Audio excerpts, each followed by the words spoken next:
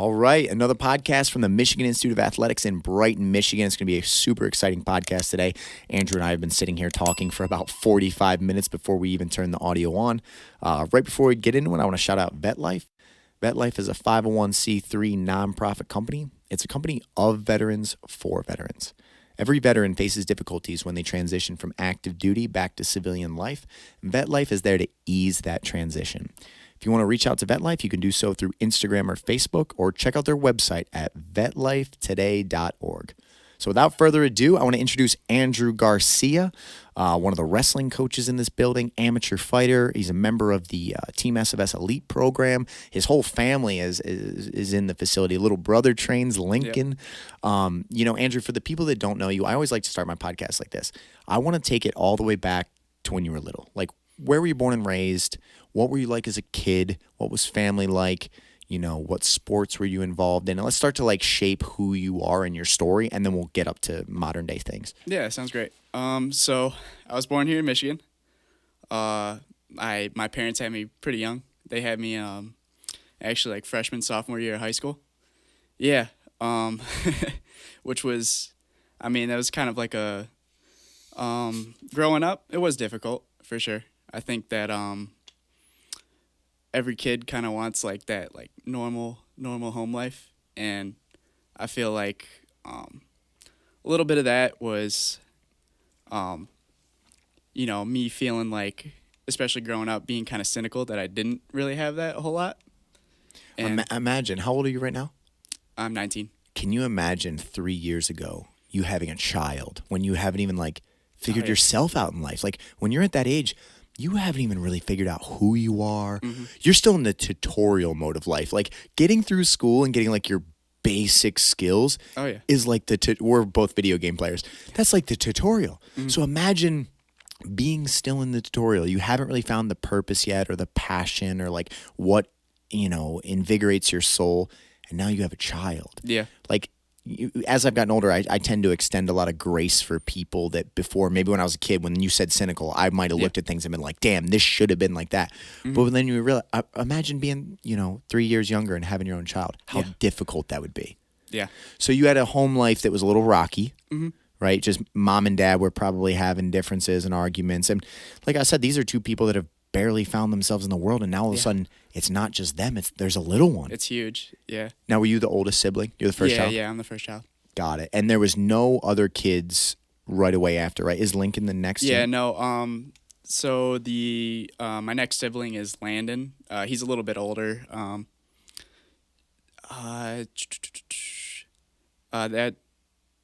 He's like my half brother.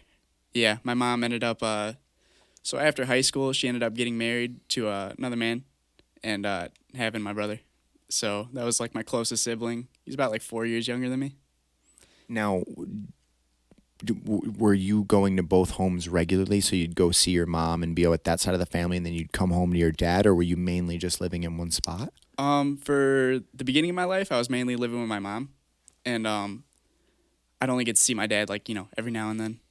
And that was rough growing up, but I think it really made me appreciate the times I have with my dad, and it really makes me grateful of the spot I'm at right now with him, living with him full time and just having him there to support me, because my dad's a great man. I think I never met a better man than my dad. I will attest to that. I'm really good at reading human beings and energy, and from the beginning when I met Gary, I'm like, that's a good dude right there. Mm. And you know what I mean? And like I said, you always got to extend grace. So maybe at a younger point in life, he was probably making mistakes just like every single human being on the planet.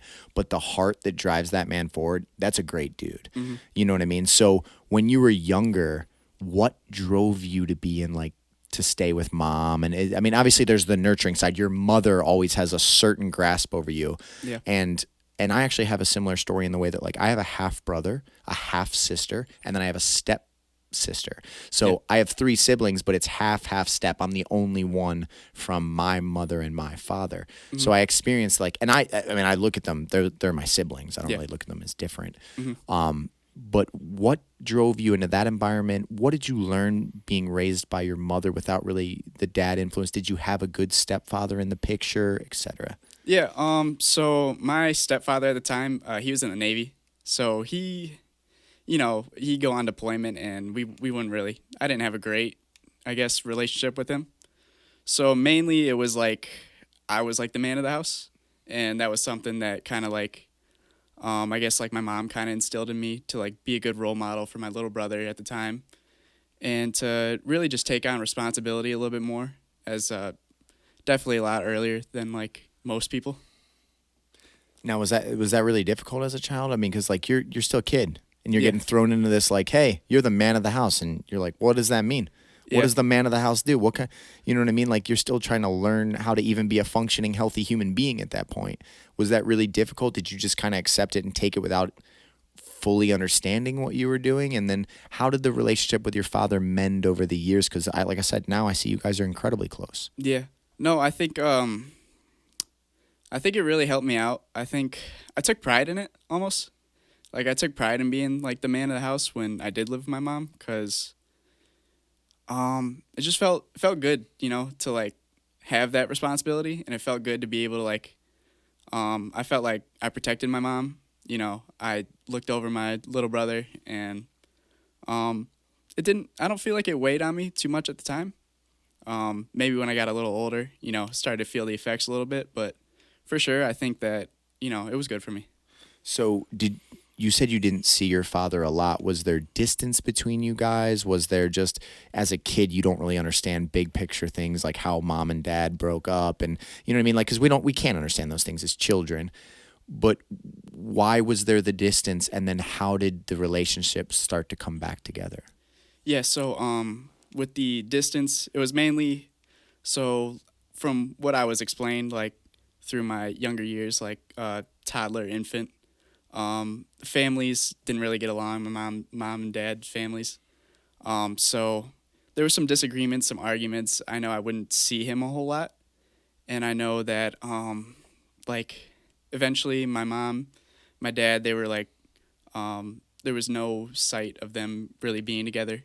So my mom had moved on, and she met my stepdad at the time. His name's Ian. She met him, and then Ian went into the Navy, so we had to move around quite a bit when I was younger. And that being, I'd only really see my dads on like holidays and stuff. Wow, that infrequent. I was kind of picturing you guys lived in the same town, but you just lived with mom, and you would see him. You got moved all around. Yeah. Same as me, man. I went to 5 different schools, and it sucked. Yeah. It sucked That sucks so much. having a group of friends and starting to feel like connected to an area and your teachers or anything, and just to be like ripped out of that. Yeah. And like, guess what? Start all over. Yeah. And then you try, and the second time, all right, I'll do it. You make friends and everything like that, and then you get ripped out again. Yeah. I don't know about you, but by like the third time, I was just a loner. I just didn't even care because I didn't want to connect with people that might be ripped out of my life again to have to start all over. Plus, I get to come in as the outcast. Like, they already have their friends. Yeah. They came up together. They know where each other lives. They've made their little packs because kids are tribal, man. Little children decide, like, you're in my group. You are not in my group. They're vicious, man. And some adults carry those same characteristics. But so to be the outsider that just comes into this new territory is not an easy thing. Yeah. What was that like for you? I think it indeed, like, it was hard. Like, I remember I had some, like, really good friends. We lived in Virginia at a time. I had some really good friends in Virginia, and that eventually my mom did decide to move back home when things didn't work out with my stepdad. She decided to move back to Michigan, and I know that was really hard moving back to Michigan, losing those friends, but then, I came back to Michigan. I came back to my hometown, and I was able to kind of, like, have a little bit of stability in my life. What age is this? It's maybe around, like, 8, 9 years old. Yeah. And then did you stay in the same school once you had come back and you started to build a life?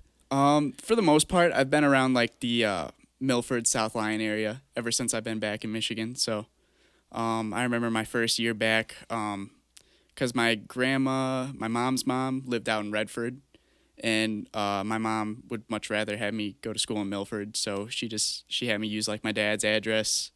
I'd go to him, go to school. At this time, like, my mom and dad were kind of reconnecting. That's what I was hoping to hear. I was going to say, did they start to become at least a little civil for Yeah. the good Yeah. overall of the kid? Because I like hearing their story on the outside, and this is obviously a very outside perspective, but I probably picture just two young, struggling kids trying to make their way in the world. They have a child together, especially both families are probably not happy about it. And families usually, instead of taking responsibility for their child's part in it, they're just like, that person's the problem. So you have two warring tribes, like they're the bad one, they're the bad one. Versus as they got a little older and they got a little bit of life experience under their belt and they realized at one point in time there was love there and then there was a child created from that, that like a civil relationship is for the best. So things got a little bit better. Yeah, they did. And then things with your father started to improve at that point because now all of a sudden you're able to see him a little bit more. And Absolutely. Yeah, no, I was able to see my dad. For a time, they lived together again. I think we got a apartment over in South Lyon, and no, things were good.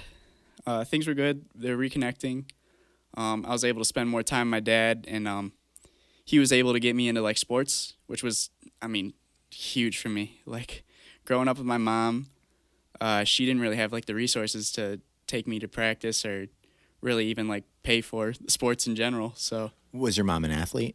No, she wasn't an athlete, but my dad's side of the family, they're all That's what I had crazy figured. athletes. The reason I asked that is because I feel like athletes understand the importance of sports for personal growth and for children and for just that thing in general. Like if you're like you as an athlete, when you have a kid one day, you're gonna be like, sports are an essential part of creating a healthy human being. Like this is a good thing versus, a mom that maybe was never a big athlete herself doesn't realize like this could be giving my child such an upper hand for adversity, for perseverance, for teamwork, for hard work, for leadership, for yada, yada, yada, yada. Yeah. So you move back. What's the first sport you ever got into?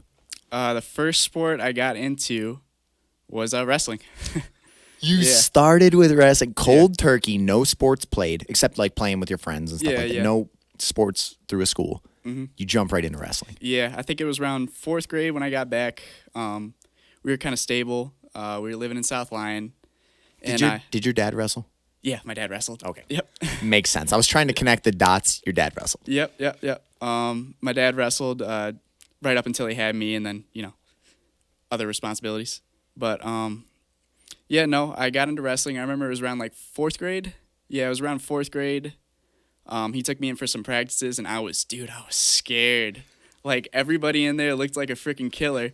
And I was like, dude, I don't know if I can do this. Like, it just looked so rough at the time. And it looked like something that was like, I don't think I could ever do that. Like, I was kind of like breaking down a little bit in my first practice. But then we had like a good family growing up there with the South Lyon Mad Cats. I think the Michigan Mad Cats now, they've expanded over the time. But I think it was honestly great for me because they kind of like, they became another part of the family, We grew up with them.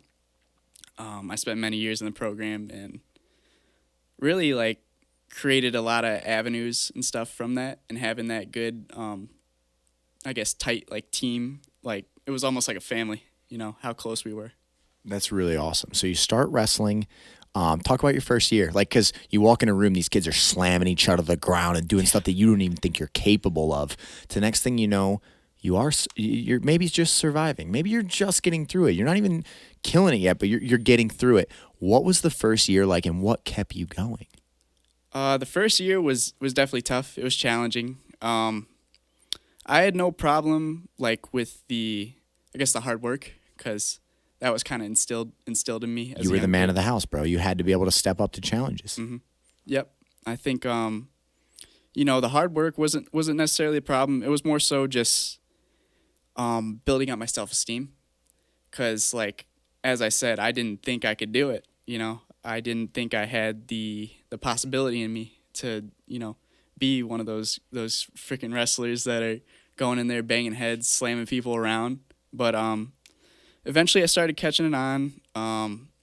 Started building my skills up slowly. I actually started doing tournaments around like 5th grade, I think, around like 5th grade.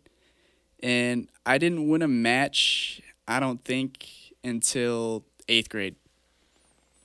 Wow. Everyone that is listening to this story, he started in 4th grade, tournaments in 5th grade, didn't win a match until 8th grade, but kept going. Mm-hmm.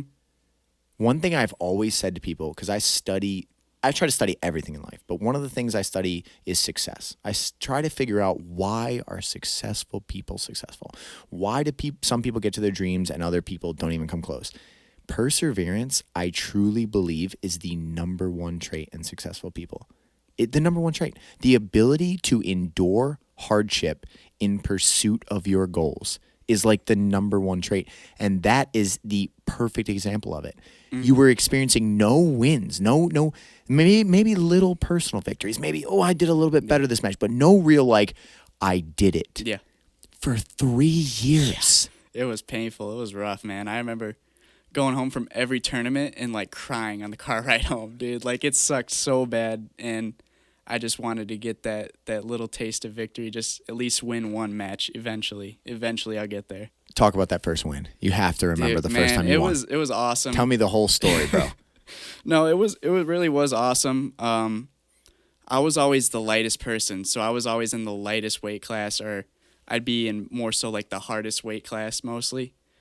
There was this one tournament where it was just me and one other kid in the weight class.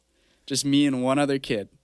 And you're like, today is the day, bro. It's not a full tournament. It's me and him. Yeah. Yeah. So no, I get my butt kicked freaking every match. I'd lose every match, and I didn't even expect to win. I don't remember much from it, but I just remember just how amazing it felt to finally reach that goal of getting my first win. Because it had been such a long road, and so many practices, and just conditioning, and really, like, wrestling practice is hell, just going through so much just to finally get that victory. And it really, really did help me. And your dad must have been lit up, bro. After watching his son struggle and battle in a sport that he had done as well, that he understands, it's brutal, and then he sees that first victory. Yep. And then once you get a taste of victory in something that's really difficult, an addiction starts. It's like you desire that, because winning when something is easy doesn't even feel good. Like if you're a video game player. Yep. If you play Dark Souls, okay, Yeah. and you get a victory, it's like, oh my God, I died 72 times to beat that boss. Yeah. But if you put a cheat code in for that game where you would instantly one-shot everything and you could just walk through it, you would lose interest in that game in 3 minutes. Yeah. Be no point in it. You wouldn't even want to play it. It would not be intriguing at all. Yeah. So it's not actually the victory that we desire and enjoy. Yeah. It's really the journey to that victory. There's magic in that right there. So I want to talk a little bit about you start to wrestle, you start to do better. How does this start to snowball into more wins? Did you end up, finishing in any high-level tournaments in high school? Just kind of talk about how you built up through high school, and then I want to start to build your after high school story. Yeah. So going through high school, started out freshman year. I didn't even really want to wrestle freshman year because Why not? I didn't, same thing I was thinking at the time. I didn't think I could do it. And I had a buddy who was older. He was a junior, and I was a freshman. We were in football. I knew him from there. And he was like, hey, man, you wrestled in Mad Cats. I saw you. He's like, you better come to wrestling, man. And I'm like, I don't really know, man. Like, I really want to focus on football, because at the time, I started playing football too, like around 8th grade. And at the time, I'm like, man, I just really enjoy football. I'm like, I think I want to try to get bigger and stuff like that, try to play football. And then he's like, well, yeah, man, but come wrestle too, Like, wrestling's awesome. Why not wrestle? And he really just, he brought me to practice one day, and I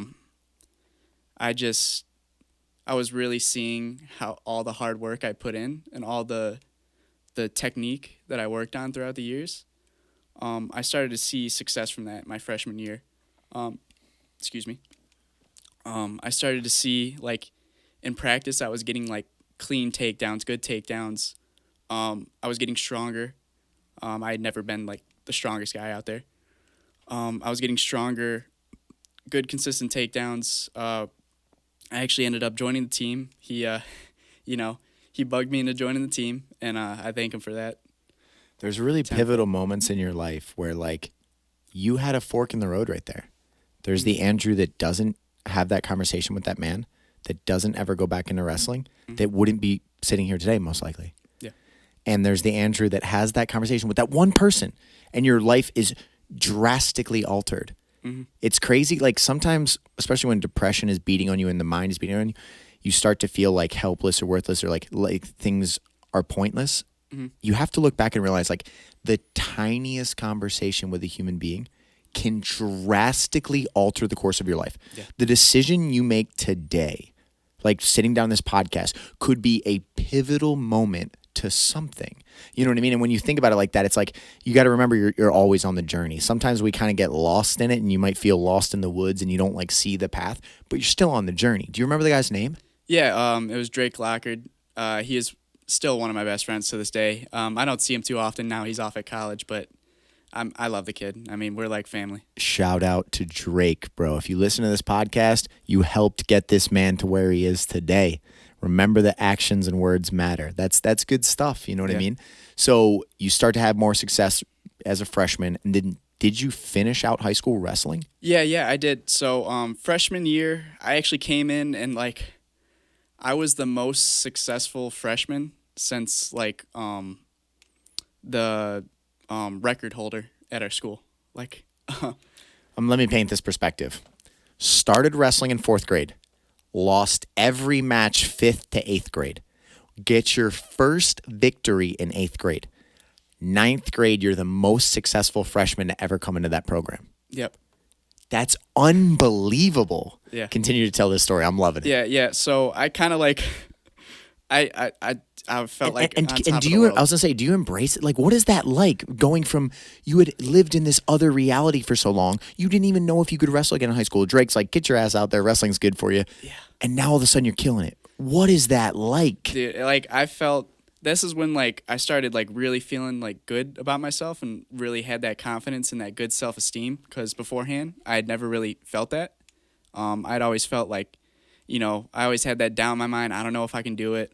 I don't know if I'm good enough, that kind of feeling.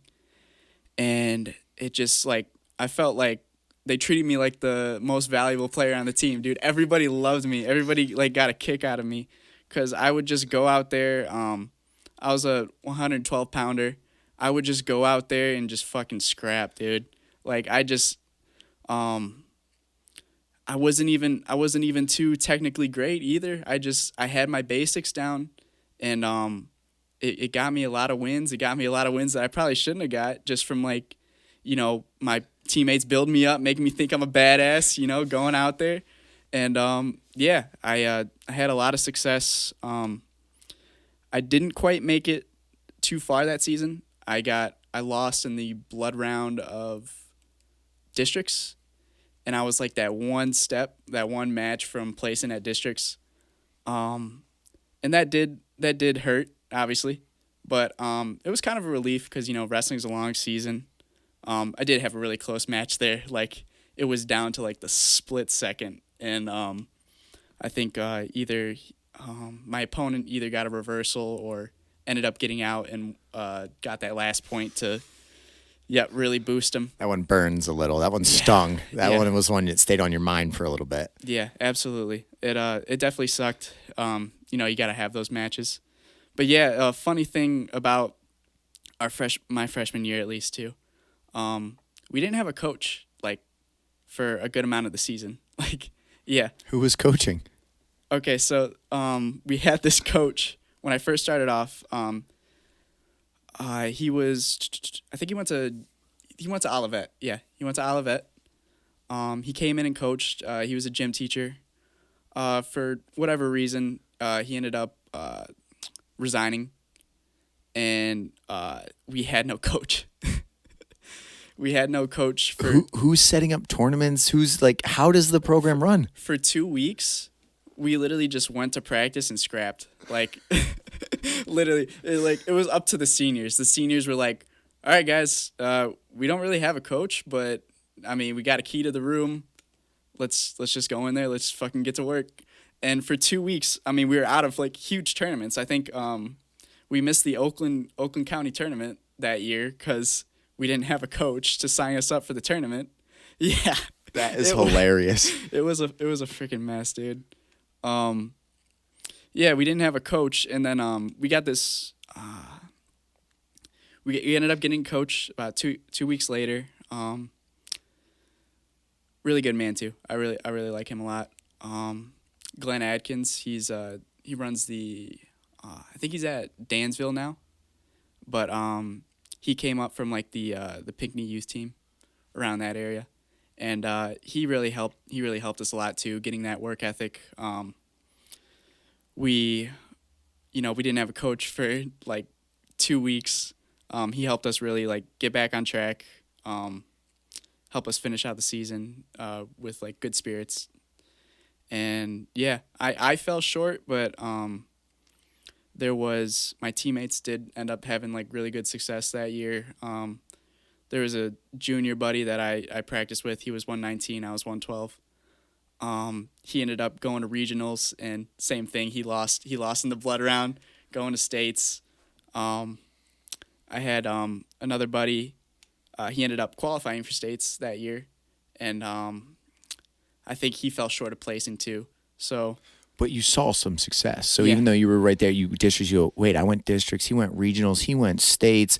So there is a little bit of success around you. Yeah. And all of you, if you come together and you work, like you see the potential to get further. So then do you already know you're wrestling as a sophomore, or was it another like, Oh, no, I was all in at that point. You were all in. I was all in, yeah. I was a freaking wrestler at heart.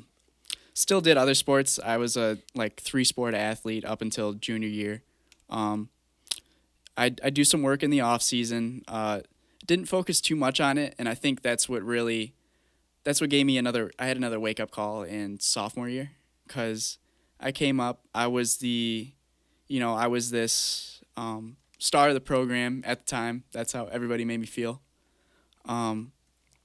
Next year was a little bit rougher. I was a little bit heavier. I think I started off at like 125, which is just a tough weight class.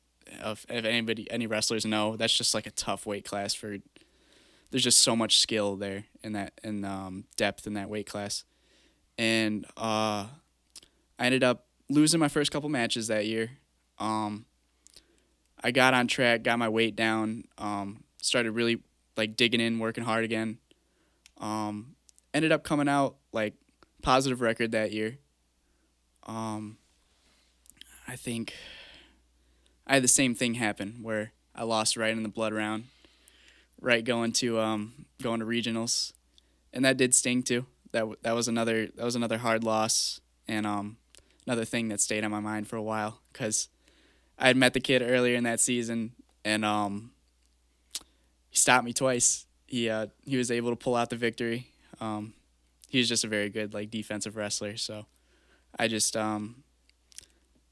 after that. I really kicked it up. I started working like extra hard on my wrestling. I started going to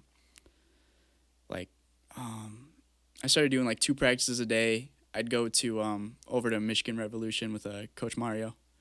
I ended up working with him. He gave me a lot of good skills too, and a lot of good knowledge.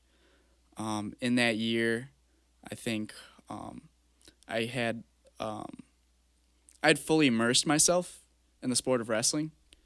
Like I was studying film. You really started to go all in versus like I do wrestling now, and then I do football, then I do this. You were a wrestler. You started to say, this is my craft, and I have to dedicate to my craft to see results. Yeah, so I started pulling from all the great wrestlers I watched. I watched classic matches. I would watch college wrestling, NCAAs.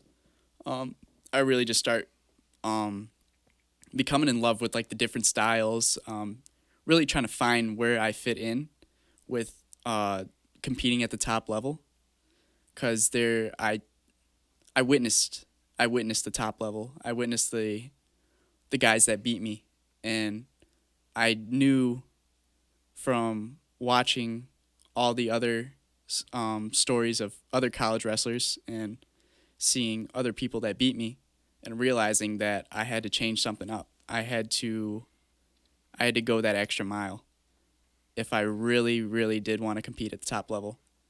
And that's really when I decided to kick it up. I ended up going my junior year. I ended up I went undefeated in the regular season. Wow, you had an undefeated season after you made one summer or one season of changes. Yep. Wow, you went undefeated. Undefeated for the regular season. Yeah, so what was that like? I mean, at the end of the season, you had to feel incredible because you saw your work pay off. Yeah, and that's like really when, like, everybody at school, they started like, respecting me again as like this like great wrestler. I was known as the wrestler kid, and I was the only person, like mostly the only person from my grade that ended up continuing wrestling. Most kids in my grade, they didn't wrestle, or I had a couple good friends from my grade that they had some things happen to them. They couldn't really come to wrestling, but that really like piqued me to like get my confidence back. It really taught me that my hard work was paying off, and that all this work I was doing, this stuff I was putting in, is getting results really. And that's just the main thing I think throughout the years that's kind of like struggled with me, because I'd put in the work in the past and hadn't got the results, and now I'm doing the right things and it's really boosted me. You also probably redefined what your idea of the right work was, because like one thing I can tell you, when I was 25, I thought I was really working hard and being super efficient, and I'm 10 times better now than I ever was. When I was 21, I would have thought that I was more efficient than when I was 8.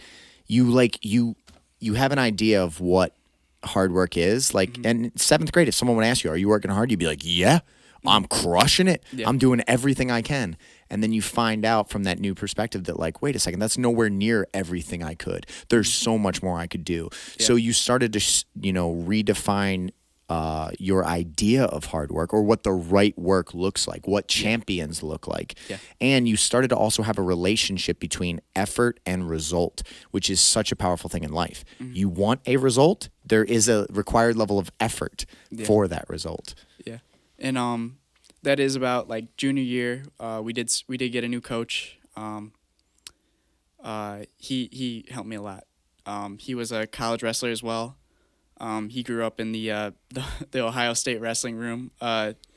He didn't end up going to Ohio State, but he grew up with the Jordans. He grew up with those guys in that wrestling room, and he taught me a lot of what I know today. And he really taught me what it takes to compete at the top level, because he'd been there. He's been in the close matches with the guys, and he really helped me hone my skills even further. Because I had the work ethic, I had the conditioning, I had everything. I just needed to get my skills there.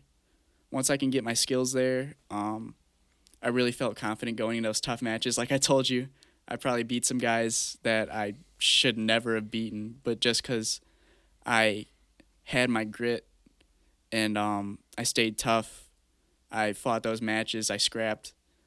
It got me some wins that I would have never thought I would have got, and it made me compete at the high level. Actually, those 3 years of just suffering and struggling and losing is probably what gave you the fight, the dog that you needed to beat those dudes that were consistently winning. Because once you started being able to match them technically, then you could out-dog them. You could just really make it a war out there that you were accustomed to. For years, you were having wars without victory. So you could handle the war. Yeah. And when you brought it back to them, that's probably where you found the success. Yeah, absolutely. And so junior year was a big year for me. I ended up qualifying for regionals. So that was a big step up over the past 2 years. I lost in districts. Ended up qualifying for regionals. Same situation, lost in the blood round. Going to states, lost in the blood round. And that it was another check, It was another check. There's even more I could be doing. The guys I was going against, they're doing off-season stuff. They're doing freestyle and Greco. They're going to these camps. They're putting even more work in, and that's when I realized the different avenues, the different type of wrestling, where these people are getting all these techniques from. Because beforehand, like when I was a kid, I did like freestyle and Greco wrestling too. I did that mostly for fun. That was mostly like the fun season. I didn't realize once you get older, you need that too. You need those skills as well, because those those do transfer over into freestyle and or into folk style wrestling, and those do help you in high school because what I did differently junior year, instead of doing lacrosse that spring semester, instead of doing that, I focused on freestyle and Greco, and I actually placed second for freestyle and Greco at 126. Holy crap.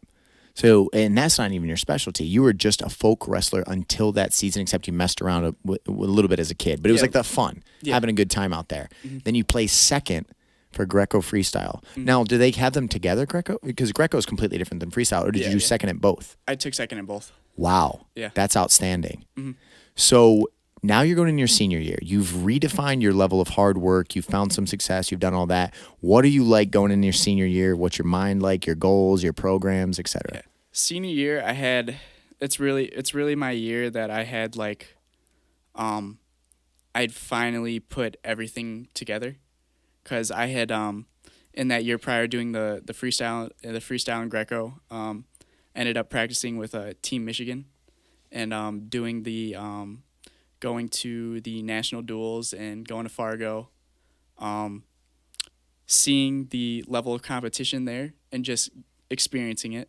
I didn't even succeed at all. I don't think I won a single match or anything. I may have won one going through these national tournaments, but just seeing that level and just experiencing it was, I had everything down to a science going into senior year because I knew exactly what I wanted to do, the stuff I needed to work on, my diet, getting it correct, just like really experiencing like everything and working hard to that goal, because I always wanted to place at states. That was like that's the goal of every wrestler, you know. If not win states, at least place. That was my mindset. I'm at least gonna grit it out, and I want to show that I can compete with those top level guys. I want to prove it, and because wrestling became my everything. Yeah, your identity was tied into Andrew the wrestler. So your self-esteem, your happiness in life, a lot of that, sometimes we over-identify with winning or a certain thing, and it becomes your only source. And then if you're not finding success there, it can lead you down a really bad hole. Or if that gets taken from you, it can put you down a hole if you don't look at yourself as much larger than just one thing.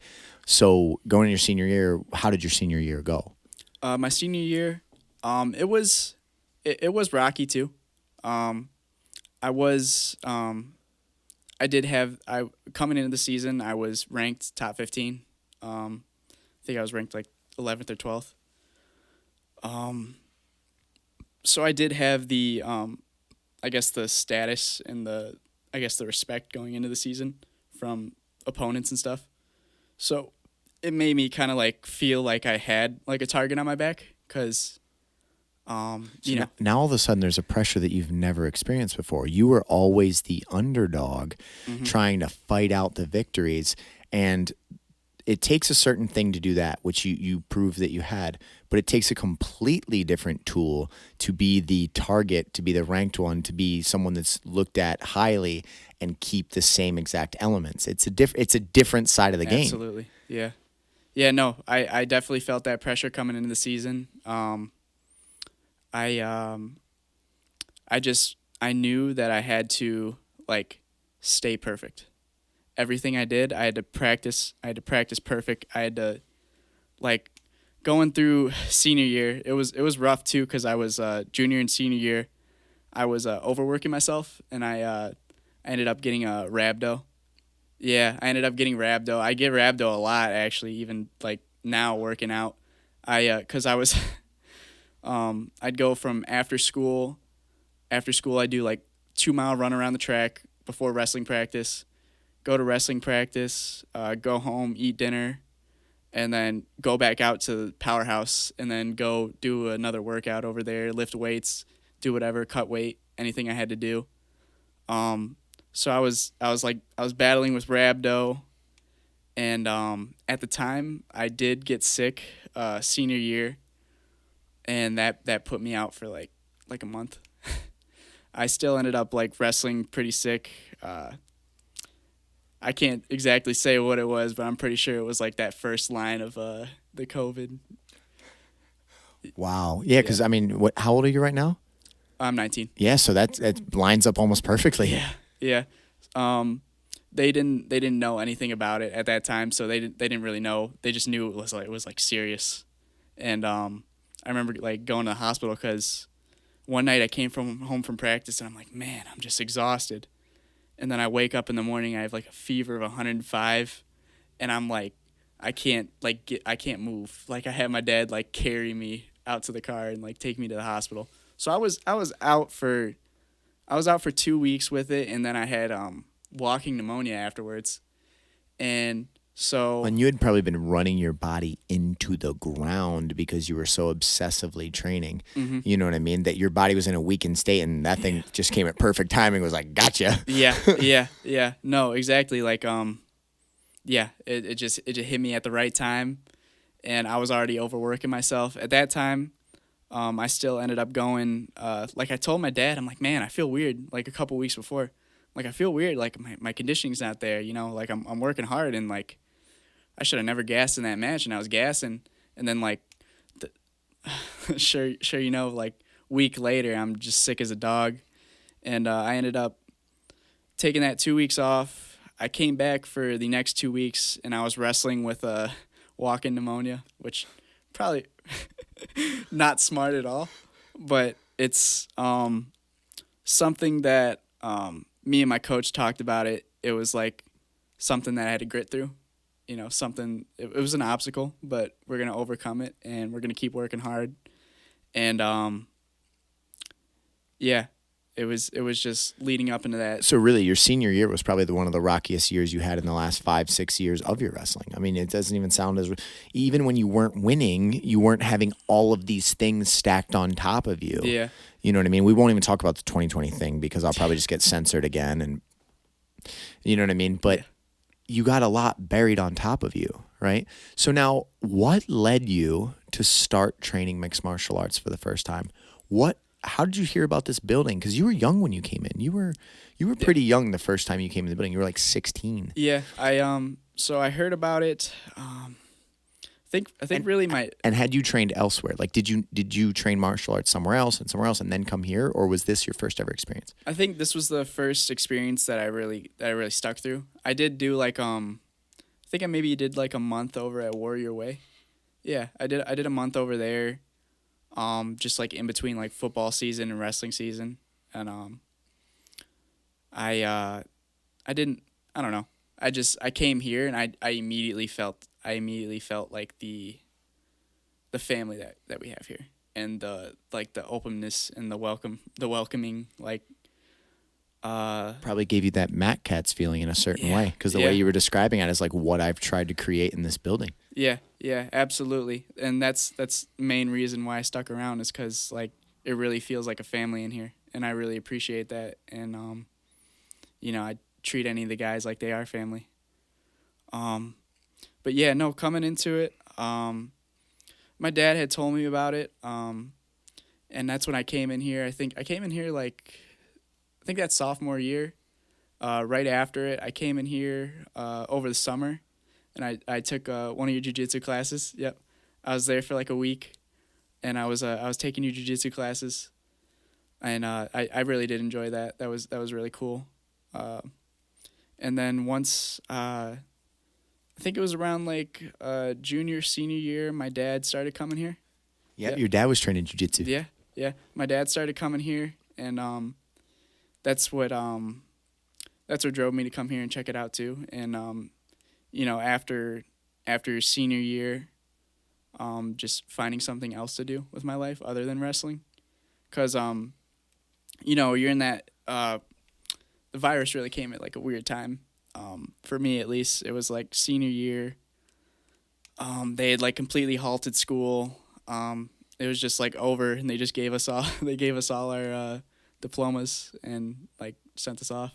And that's so bizarre. That's something that you're going to have a unique experience for the rest of your life with like the weird lack of closure in that chapter. Mm-hmm. It was just kind of like, oh, sorry. All right, see you guys. Take care. And all of your identity and purpose at that point in your life was wrapped up in like being the wrestler that wanted to try to get to States and do all these things. And all of that got ripped away. Mm-hmm. So that is like a gaping hole that's supposed to be the end of a certain, like not at the end of a story, but the close of a chapter. Like that was supposed to have like see where I end up, blah, blah, blah, like get my diploma, walk in my graduation chapter. Yeah. And that was all gone. Yeah. So that had to have led to depression and struggles. Like how could it not? Did you feel like you had a really rough year that year? Yeah, I did. Really just finding motivation for anything. 'Cause like, I don't know. I feel like that the gym being here was huge for me. And I know you did have to close down for a little bit, but like coming out of that and being there as soon as the gym opened back up, it gave me something else to look forward to. And it gave me a new purpose, because I mean while it was going on, like it's not like I didn't have a job prior. My dad kind of like he saw my work with wrestling and me keeping my grades in a good spot, so he allowed me, like, you're gonna be working your whole life, just take the time, train hard, do good in school, and you don't have to get a job. So I didn't have a job coming into like that time, and then a lot of people lost their jobs and got laid off, stuff like that, terrible stuff, results of the virus, and it just having this here was just huge for me, and because I did want to try to wrestle in college, but that everything just kind of, I feel like stuff kind of fell apart when that happened, because now there was all these rules and nobody knew what the hell was going on. Nobody knew, like, everything was so uncertain at that time. And changing every day. Yeah. I mean, every day there was something new. Yeah, there was a new rule. And then they would bounce to a new thing, I mean, it was a mess. Yeah, it was a mess, and I feel like I made the right decision, obviously. Like, I 100% don't regret my decision at all. I stand by it, staying here and not going out. I was going to go to Central and try to walk onto the team over there, because I did get accepted into Central, and I had a cousin go there. She did decide to stick it through and go, and then I know she had a rough time because they closed down, and she was just stuck in a dorm room just all by herself. And I know, for me, that would have drove me insane. That would have literally drove me insane. 100%. Like, I'm a people person. I'm a do stuff person. I have a hard time sitting down. There comes periods, because I work a lot, and I'm I'm always juggling 2,000 things, and I'm trying to meet the expectations of every person that looks up to me and depends on me. So sometimes I will go through a period where I need like 2-3 days to kind of like unwind. But other than that, I have to get back out in the world. Yeah. I am not a person that just wants to, you know what I mean? That's like my nightmare. For some people, they would love nothing more than be able to like sit at home, turn the TV on, and like zombie out. Yeah. Dude, to me, my head will explode. Like, I can't do that. Yeah. You're probably wired like that. Yeah. You know? Same thing. Like, it was enjoyable for a little bit. I was kind of, at the time, nobody was like, this ain't serious. So me and my friends were like, joking around. We'd go play video games, whatnot, hang out with each other. But then it was like, hey, this is still going. This is still going. Like, when is this going to end? And then it really clicked with me that, like, I needed something to do, and I knew if I went away, went to go live in the dorms, and something like that did happen where they ended up shutting back down again, I was just gonna be just distraught. I wouldn't be able to, like, I would be in such a bad position that I really don't want to be in. And I think staying home, I ended up taking community college classes online, and then steady training here, and that just really helped me out. So I want to talk about because we had lightly bounced around the idea of you competing in MMA, but then when we decided, hey, it's time to get you a fight. And now you're like, because you never got closure on that wrestling career, and you had found out what hard work was, and I witnessed the period where you really turned it up in here. You've always been a worker. Since I met you, you've always had good work ethic in the gym. Mm-hmm. But I remember when we started talking about a fight, you went to a new level, probably just like you did in your wrestling. You started taking every practice a serious spot. Your striking started to level up dramatically. Your jiu-jitsu started to level up. What was that like? Was that like getting a new goal, a new mission, a new focus, a new purpose, And then like when you told your dad about it, what did he feel? And then let's talk about the journey to it. And then I want you to, in as much detail as possible, I want you to talk about that MMA debut, leading up to it, fight week, the thoughts, the nerves, backstage, like, because this is a great thing to capture. And tons of our people in here are about to experience their first fight, and it's a memorable experience. Mm-hmm. Yeah, no. So same thing that happened with me in my wrestling, where I became engulfed in the sport and learning and constantly wanting to try out new things. That's exactly how I felt once I got that membership. I talked to you about it. I'm like, hey James, I want to fight. Like, what do I need to do that? And you told me like, hey, what you need to do, you need to go to our jiu-jitsu classes, and then you need your striking, so go to the kickboxing classes. And so I was like, all right, I got a membership full time, and ever since then it's just been like that same thing, working every week, seeing improvement, kind of getting the body mechanics of striking and different positions in jiu-jitsu and MMA, and really just like coming to practice every week and trying something different, just seeing what I like, seeing what kind of style I would like, and just absorbing as much knowledge as I can. And just I'm a person who likes to just enjoy things. Like I don't rush anything. I get the full experience. I don't I don't try to push anything. No, I get it. I get 100% what you're saying. You're taking it all in, and then you're going to craft the Andrew that's meant to be. You're like just taking it in. It's not like I got to get in the cage right now.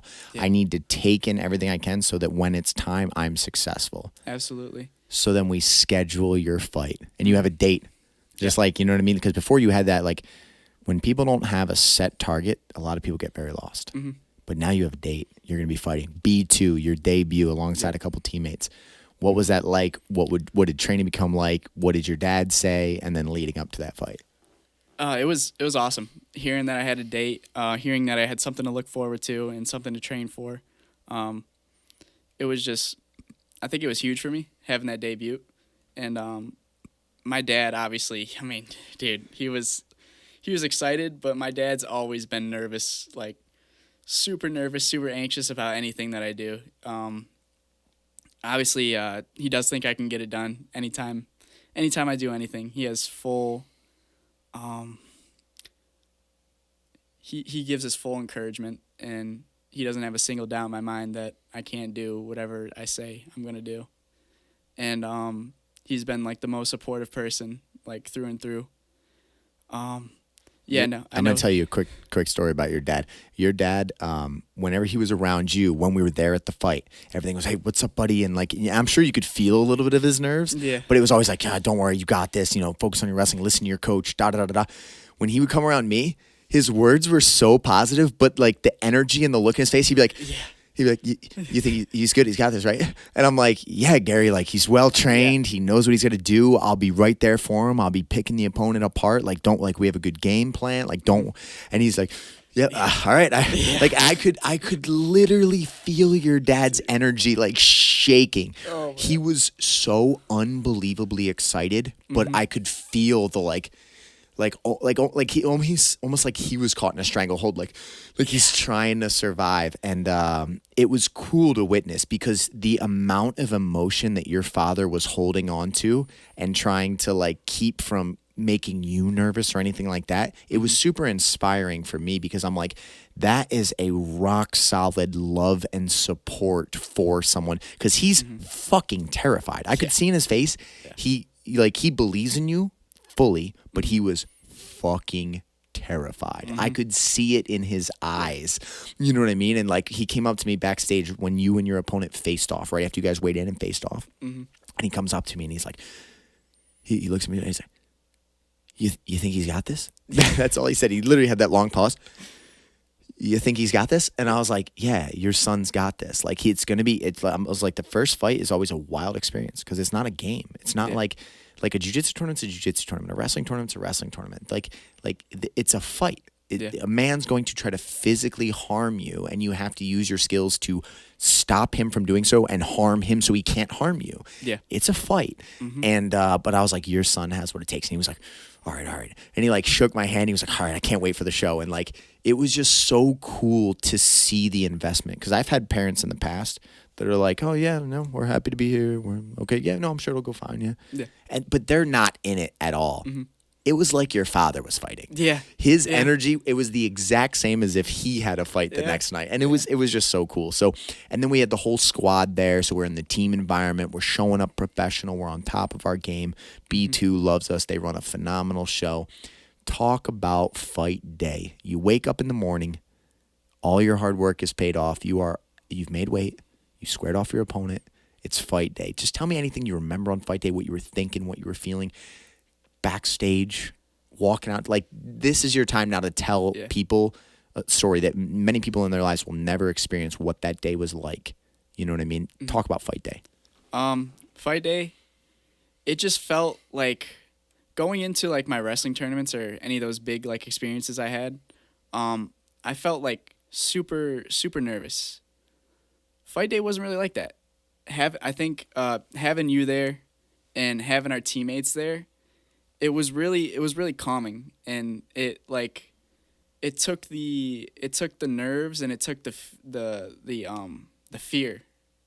It really dissipated that in my mind, because I was like, it was that same feeling like you're the star wrestler, like, I got my boys with me and they're hyping me up. Everybody's ready to go. Everybody's super excited, and I just remember I still had that feeling deep down in my chest, the nervousness, but I toughed it out, and we went in there and we got it done. It was another one of those things where I just had to grit through. When you won that fight, you were walking around the ring yelling, I think smacked your chest a couple times. I did it. And then you said, that's a Garcia. And you yelled that out in the crowd, and your father was like tears in his eyes, like hands in the air. What was that like when you got your victory? Man, dude, that was I haven't felt anything like that in my entire life, not my wrestling career, not anything else I've done in life. That was like the highest high I've ever felt in my life. The most heart-filled moment I think I've ever felt, because like it was like relaying back to that I don't know if I can do it, the same thing you had that I watched the breakdown with the fights with Jackson Barlow, where he's like I don't know if I think if I get in there I'm going to quit, I don't know if I can do this. I felt that my whole life. My whole sports career. I don't know if I can do it. And the only thing I could think about once I did it was like, I did it. And I kept screaming. I've never been happier. I don't think I've ever been happier. I was just beating my chest. I did it. And that's a Garcia. Dude, that moment, I actually almost started to tear up over here. I had to literally wipe off my face a little bit, because like I care a lot about you guys, and like I've gone through such a journey in my life to get to a place of happiness and a place of success, and there was a lot of character growth, and to witness that moment where, like I said, you were like a visceral state, like a primitive state, like hitting your chest. And what that was that little demon of doubt that tries to whisper in everybody's ears, like, you're not good enough, you don't have what it takes, blah, blah, blah, blah, and fears and stuff. You conquered that. Yeah. Loud, proud, defiant of that voice, beating your chest, feeling alive, being like, I did it. And the way that you kept repeating that same sentence just showed how in the moment you were to that experience. Like, I just conquered that thing. You know what I mean? That whatever that is, that darkness that tries to make people lesser versions of themselves. In that moment, you felt like what it's like to conquer that, and why it's so important to conquer that. And it was an unbelievable moment. And I watched that replay many times, just when you went, and that's a Garcia. And like, and imagine the father seeing his son and his name, that's his legacy, and, yelling in that moment. And what you experience there, that is the addiction that drives fighters for greatness in so many things. It's because that feeling, same thing with me. In my biggest fights, I have never been able to replicate that feeling in anything else in life. Yeah. In anything else in life. Because it's just not as emotion invoking. Something like combat is such a difficult thing. And it goes against fight or flight. Like, I don't care who you are, fight or flight, when you feel that feeling, your brain is like, just get out of the situation, bro.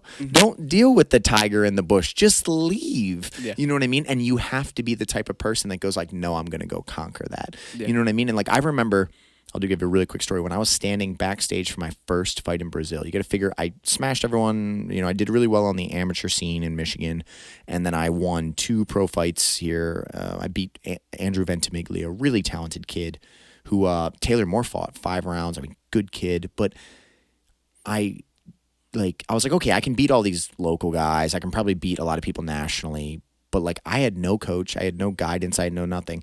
I got offered a world title tournament in Brazil. Like, hey, we're going to put 8 of the best people from all these different countries together. You want to go fight and represent the United States? I was like, yeah.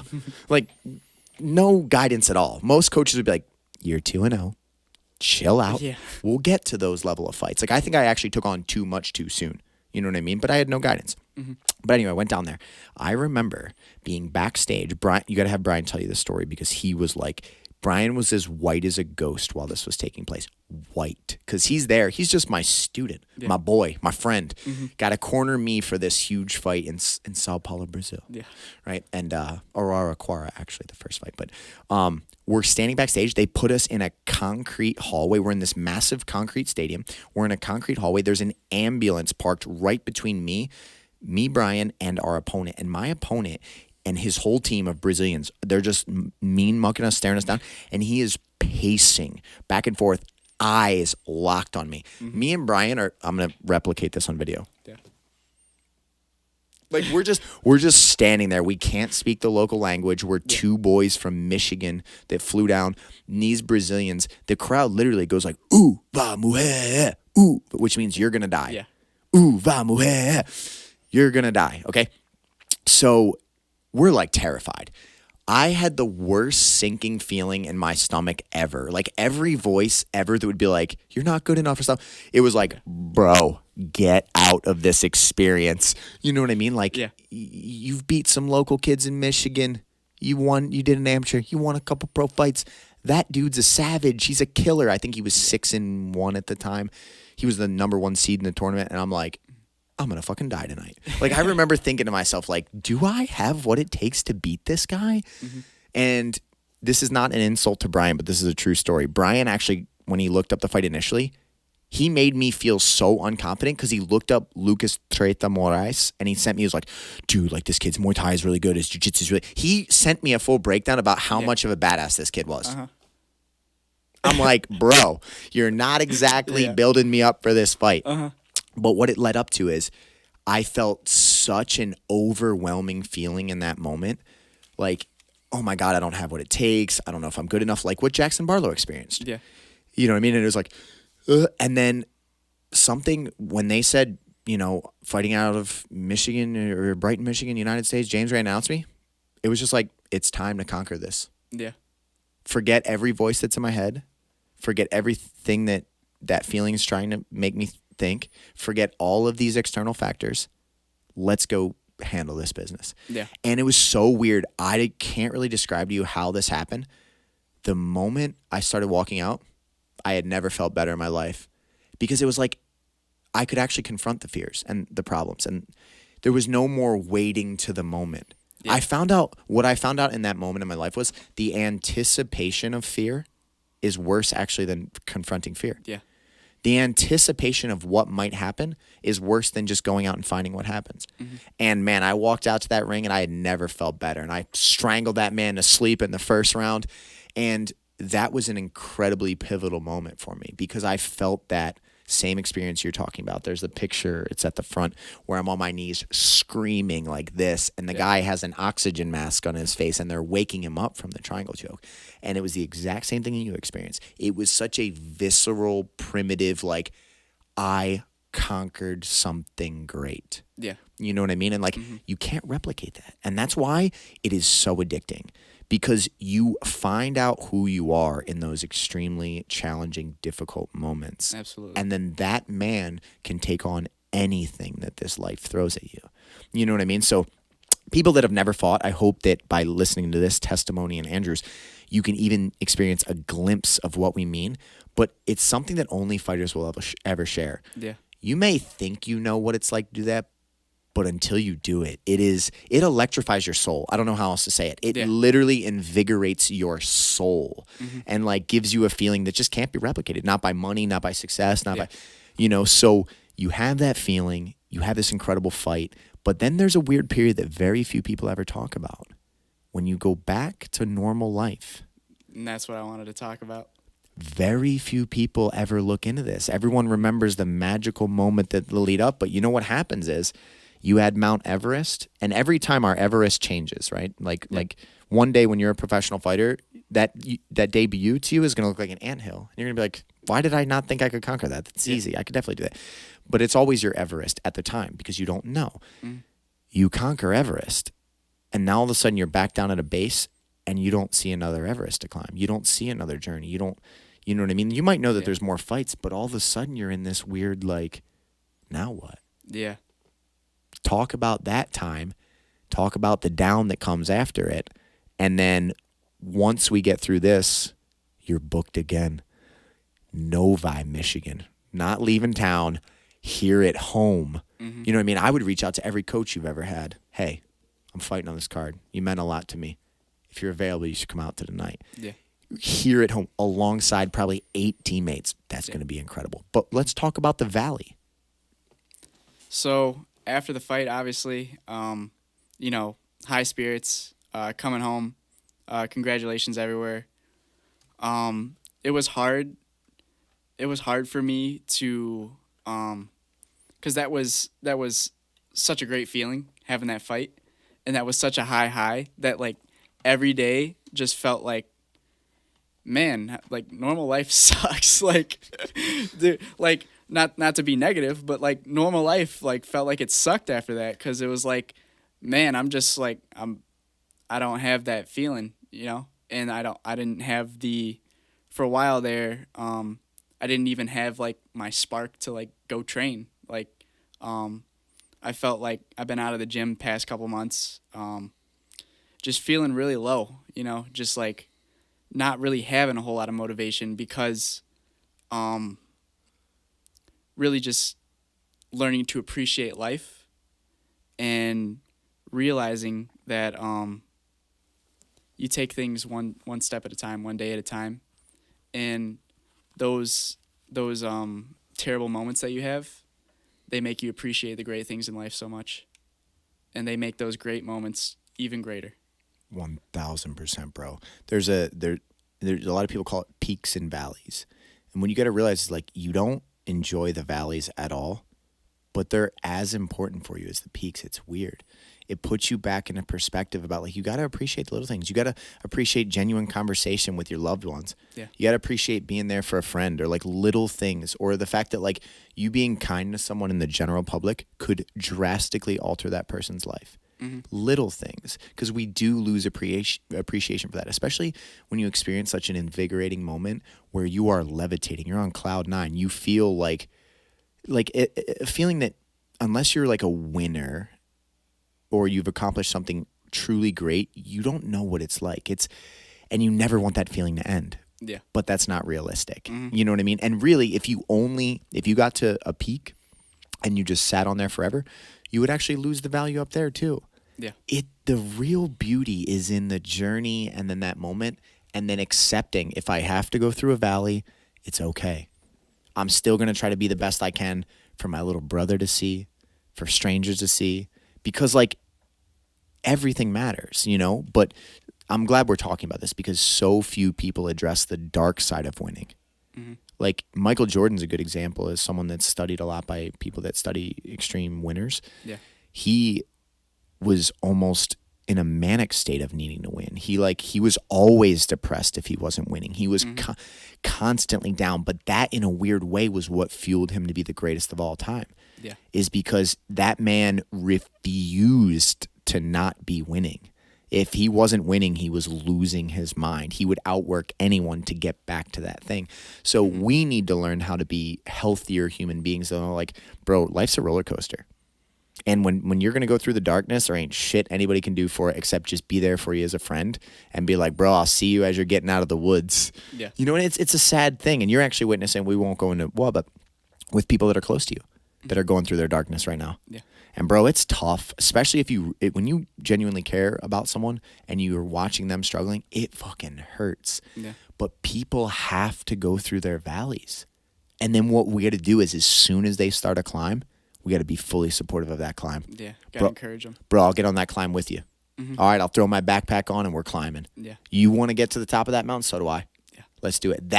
There's some magic in that. Yeah. But it is very difficult. You know what I mean? Because like, I don't know, like, you just want life to be good all the time. Yeah. Everyone wants that. You know what I mean? Of course. But maybe the reason we appreciate good so much is because we've experienced bad. Yeah. Most of the people I know that are the happiest in life have experienced a lot of downs. And a lot of people I know in life that haven't experienced a lot of downs, the tiniest inconvenience rocks them. Yeah. They get rocked by it. Stuff that you and I would just bounce off our radar and be like, okay. Yeah. So to them, it's earth-shattering because in their perspective, their dial between great and terrible day is very small. If you experience major crippling depression, your spectrum gets spread so wide that an average day is so far from a rough day that there can be appreciation. Yeah. You can be like, dude, this ain't that bad. I might not feel the way I want. I might not really be on the journey that I'm at, but I'm going to pick myself back up. Yeah. And my life still matters. You know what I mean? And I mean, there's countless kids that don't get that perspective that take their own lives. The suicide rate in people is unbelievable. And it's like, if you and I could sit down with any individual that was considering suicide and just let them see that, like, man, everybody goes through downs. Everybody is going to struggle. But there are beautiful fucking mountains ahead of you. And there are journeys that will give you a fulfillment that you can't even imagine yet. Yeah. You know, especially with kids, because it's like you haven't even got the training wheels taken off in life. Yeah. Bro, you're still just going through the tutorial and you haven't got to take charge and see that, like, hard work can lead to a great result and can inspire. And, you know, so us picking ourselves up from valleys is so much inspiration for others that are in valleys. Yeah, absolutely. You know what I mean? Like, it's huge. So I don't even know how we got that deep into that topic, but that's a really important thing to remember. And you have to be prepared for it. Because if the darkness sneaks up on you, it does better. It's just like in a fight. If you get cold cocked, if I'm sitting here, I got punched in the side of the face, I'm at a disadvantage than if I'm like knowing that, like, hey, there might be a threat over here and I can assess the threat and say, okay, well, I just had a big win. Maybe my mind's going to try to mess with me a little bit. I'm going to lean on the people that I love. I'm going to tell my father I love him. I'm going to spend a little more time with my little brother. I'm going to, you know, thank my coach for practice. Even if I'm not feeling it, that'll help me build back up. So let's talk about your booked April 2nd, Novi, Michigan, suburban showplace alongside, we're hoping to have 10 SFS people on the card. It is going to be, the squad is coming to take over. What is that like? Has that filled you back up? Just talk about that experience coming up. Yeah, no, it really it's helped my motivation for sure. Having something to work towards. I feel like constantly having something to work towards in life is super important for me, especially, and for everybody else as well. I think it's a great thing to have. And man, I'm so excited. It's gonna be awesome in the hometown. People, I mean, they talked about my last fight wanting to come see it, and you know, it's over in Kentucky. Now it's like 7 hours. Yeah, they have a chance to come see it now. They have a chance to witness it. 100%. And alongside of so many of your teammates, that's just such good energy. Everybody's striving towards a goal together. Like if we all threw on our backpacks and we're climbing the same mountain, it's a lot easier. It's easier to get up that mountain. You know what I mean? It's not just you going up the mountain, which still feels great. It's you're still achieving your own journey, but you're surrounded by killers that are trying to be something. Yeah. So I mean, I guess anything else we'd want to wrap up this podcast with, because I'm super excited about it. Again, for the people that don't know, if you want to come and watch Andrew fight, it's April 2nd, Suburban Showplace, Novi, Michigan. And he will have tickets available. Just by tickets directly through Andrew. Be there at the show. It's going to be incredible. If you're somebody that's not in town or you live far away, there's going to be a stream to the show. And we need to give a huge shout out to B2. Yeah. B2 has run such professional shows that I almost only want to work with Michigan promotions or B2 because of how incredible of a job they do. They're doing like 40-some shows this year, which is remarkable. And they're bringing their league to Michigan heavily because of the impact we've made in B2. That's incredible. That shows how much our actions matter. You know what I mean? We're showing up, we're being professional, we're taking care of business like we said, we're being respectful human beings, and now all of a sudden the league's like, you know what, guys? We're going to come 25 minutes from your gym and hold a show. Yeah. We can't beat that. We can't beat that. So just, man, I guess anything else you'd want to say, anything you'd want to say, you know, to people struggling, anything you'd want to capture in this moment that we're going to have forever, and then, you know, if not, we'll wrap this thing up. Yeah, no, not much to say. Just, you know, life gets better, you know. Just always keep pushing through, keep your head high, keep your chin up, and just know that as long as you're here in this gym, you know, there are people there for you, you know. I know plenty of people, if not everybody in this gym, would be more than happy to help you out if you're going through a rough time. We're a family. We really are. And remember to communicate. You know what I mean? Because, like, we can only really help people that are willing to say they're struggling or that they need help. Because sometimes people just suffer in darkness. You know what I mean? They just suffer in silence. Yeah. When you're struggling, man, we've all struggled. I've struggled. Andrew struggled. There's nobody in this gym that hasn't struggled to some degree.